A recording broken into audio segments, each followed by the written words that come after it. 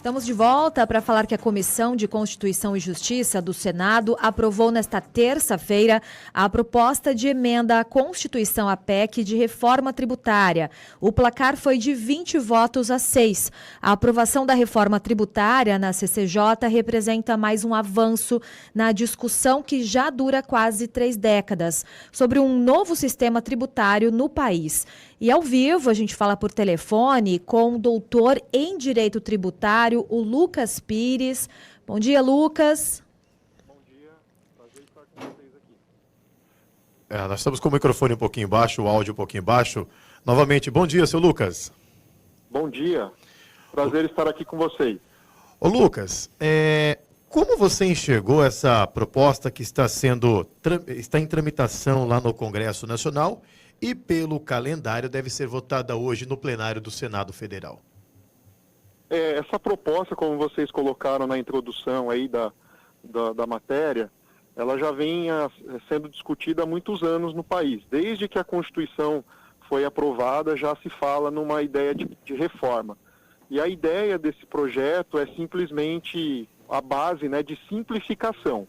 A grande bandeira dessa proposta é a busca de uma simplificação do modelo que nós temos hoje, tendo em vista, né, que nós temos hoje a modernização dos negócios, a internacionalização, né, das coisas. O Brasil é um dos únicos países que não adota ainda o modelo IVA. Então, o objetivo dessa PEC é passarmos a ter o modelo IVA no nosso sistema, adequando-se a mais de 100 países no mundo que já aplicam isso há muitos anos.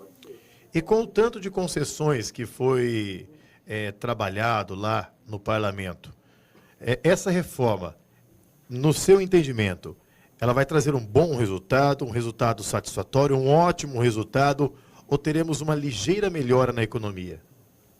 É uma questão até difícil de nós falarmos, principalmente porque muitos assuntos, né, os principais assuntos que tocam a proposta de emenda à Constituição, elas vão ficar a cargo de leis complementares, que vão ser ainda analisadas, discutidas pelo nosso Congresso Nacional.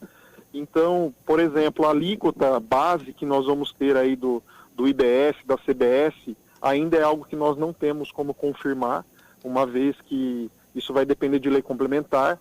E quanto mais nós colocamos concessões, exceções, né, ao pagamento dessa alíquota base, a tendência é que essa alíquota fique maior. Então, quanto mais nós colocamos exceções, a tendência é que essa divisão aumente nesse bolo todo, né, da arrecadação tributária, e com isso a alíquota base, que começou na ideia dos 25%, pode ser que vá aumentando gradualmente para atender a todas essas exceções que foram colocadas na PEC. Então esse é um dos grandes desafios que nós vamos enfrentar, né, já no início da aprovação da provável PEC que está sendo discutida e está em vias de ser aprovada no Senado. Lucas, essa reforma, né, como você disse, tem toda essa expectativa. Quais são os pontos contra que você acha, na verdade, na sua opinião, que poderiam ser melhorados nessa reforma? Sim, basicamente, né, uma grande crítica que se faz, inicialmente, já é essa questão de termos um IVA dual. Normalmente, os países que aplicam o IVA, eles têm um único IVA, né, que é o Imposto sobre Valor Agregado. No Brasil, nós vamos abrasileirar também, né, essa questão do modelo IVA, criando o IVA dual. Então, nós vamos ter um IVA que é federal e um IVA que vai ser municipal e estadual, que é o que nós chamamos de IBS e CBS. O CBS fica para o federal e o IBS fica para os estados e municípios. E a partir daí, nós já começamos a ter alguns problemas na própria questão da repartição desses valores, né? Vai haver um comitê gestor que vai administrar esses recursos, o cumprimento dos deveres que os contribuintes terão que fazer, o que gera uma certa preocupação em todos que acabam circundando nessa esfera tributária. Bom, nós estamos em contato com o doutor em Direito Tributário, Lucas Pires, falando a respeito desta reforma tributária em tramitação no Congresso Nacional. E uma última pergunta que eu lhe faço, doutor Lucas, é o seguinte: eu sei que ainda está um pouquinho cedo para a gente debater esse tema, diante da complexidade que é uma reforma tributária, mas daria para a gente apontar, por exemplo, como que o que está sendo proposto poderia atingir a economia aqui da nossa região ou ainda é muito cedo? Olha, é claro que sem dúvida nenhuma é muito cedo, né? Principalmente porque a nossa região aqui é muito forte a questão do comércio, né? A gente estava ouvindo agora, né, o doutor Vitalino, né? E a gente sabe que o nosso comércio é muito forte, e também a questão do agro, né? Então fica ainda muito complicado de falar de um cenário para especificamente a nossa região aqui oeste do estado de São Paulo, mas o que nós temos como um primeiro parâmetro é que vai haver a manutenção do modelo de arrecadação, distribuição de recursos nesse primeiro momento, para que não haja um impacto nas políticas públicas, no orçamento dos municípios, né, do estado como um todo, e gradativamente, né, com a reforma sendo implementada de forma efetiva, vão ocorrer essas mudanças de forma paulatina, né, para que não haja um impacto direto. Mas o que se tem como uma primeira impressão é que a reforma ela vai trazer alguns impactos positivos, principalmente porque, como a gente mencionou, né, o objetivo é uma simplificação, né, principalmente nas obrigações acessórias, para que todos possam ter um conhecimento melhor, né, do que efetivamente nós pagamos na questão tributária.